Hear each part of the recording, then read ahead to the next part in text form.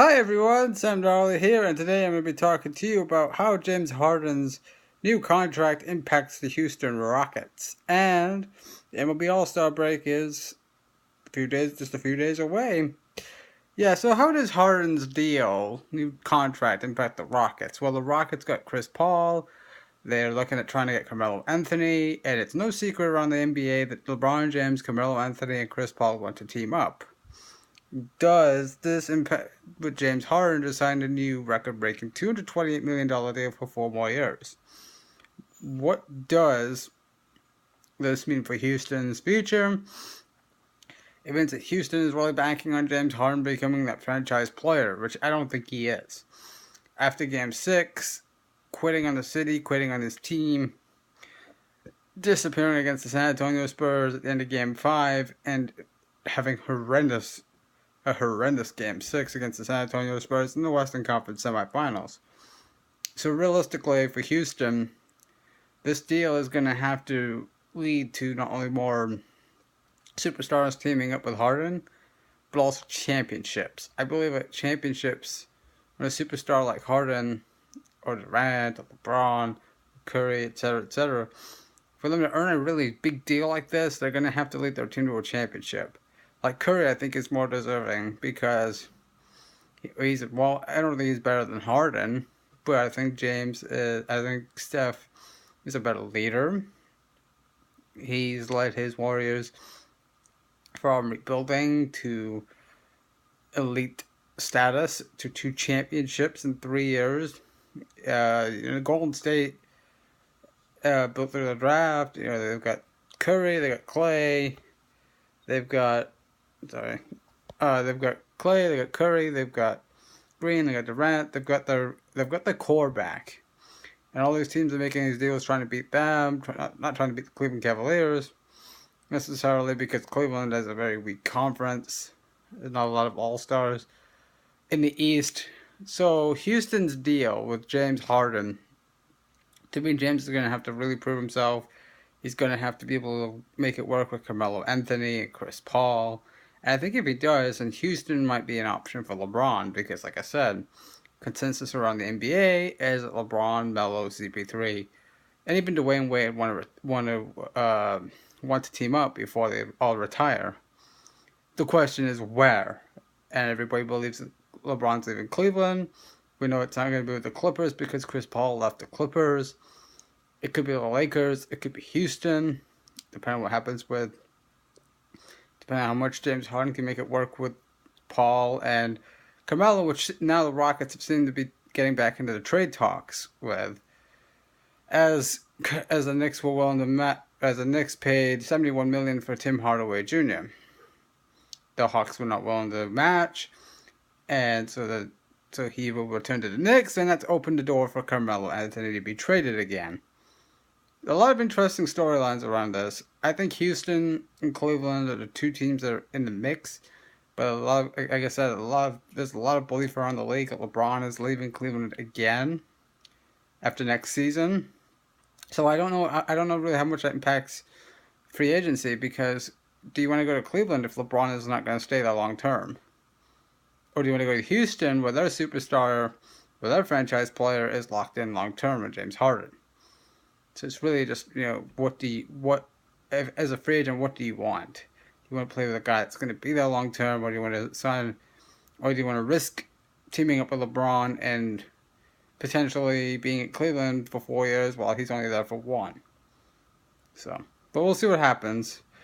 The MLB All Star break, a lot of races are heating up. The Astros are in control of the AL West.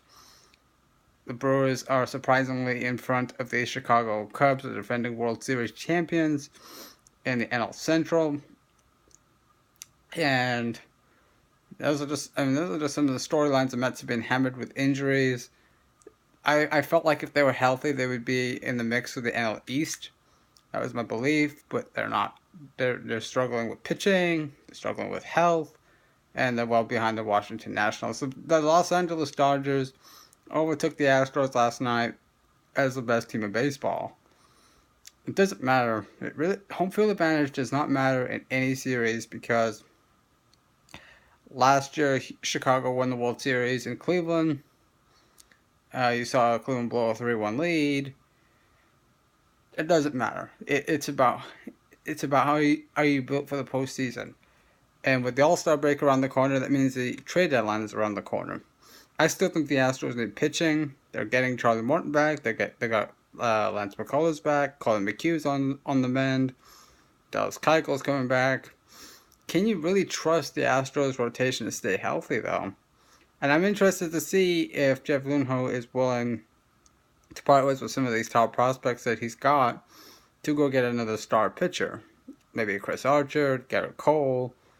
Those are the names have been thrown around.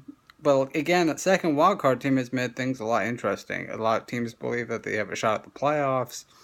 And a lot of teams don't want to give up on the season. Toronto, I think it's gonna come down in the next couple of weeks. Teams want to see where they are in the next couple of weeks. Because the Toronto Blue Jays, for example, who have been shopping Donaldson reportedly, but if they can get back in the East or in the AL wild card, they're certainly not going to give up any of their stars or any of their top. They're not going to go into sell mode if they have a shot at either a wild card or the division.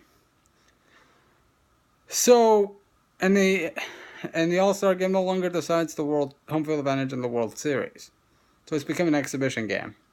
But it's in Miami, and I think the players are looking forward to it. Thoughts and prayers go to Terry Francona, the Indians manager. He underwent a heart procedure and will not manage in the All-Star Game. His bench coach, Brad Mills, will. So, that being said, the AL might not win. They might. Brad Mills was former Astros manager. I thought he was solid. I just didn't think the Astros had the talent they have now. So, he's a solid manager. But yes, in these next couple of weeks, I think we'll know. Really, everybody right now is either a buyer or seller. I know the Astros will be buying. They can't look at their standings and go, okay, we're good. The thing is, the Astros are not strong enough to beat Cleveland and Boston in 7 games. They're not. They need bullpen help, and they need rotation help. I think what they need the most is another innings eater. Because what I'm seeing is a lot in these 12-2 games that they're so explosive offensively. But the thing is, in a 12-2 game, you should not need to go to the bullpen much. You should not need to bring in 3 relievers. You should only need to bring maximum 2. It's a 10-run game. You don't need that many people coming into the game. But I guess we'll see what happens these next couple of weeks. A lot of teams will look at the second wildcard spot first and decide, whether they're going to be sellers or buyers. I know Oakland and Tampa Bay will be sellers. Pittsburgh might have a shot at the wild card depending on how Colorado's kind of fading a little bit. If Colorado continues to fade, then maybe the Pirates get back in the NL wild card, and maybe they get back in the Central. Who knows? So, we'll see you in the next couple of weeks. This has been Sam Darley. Thank you for watching.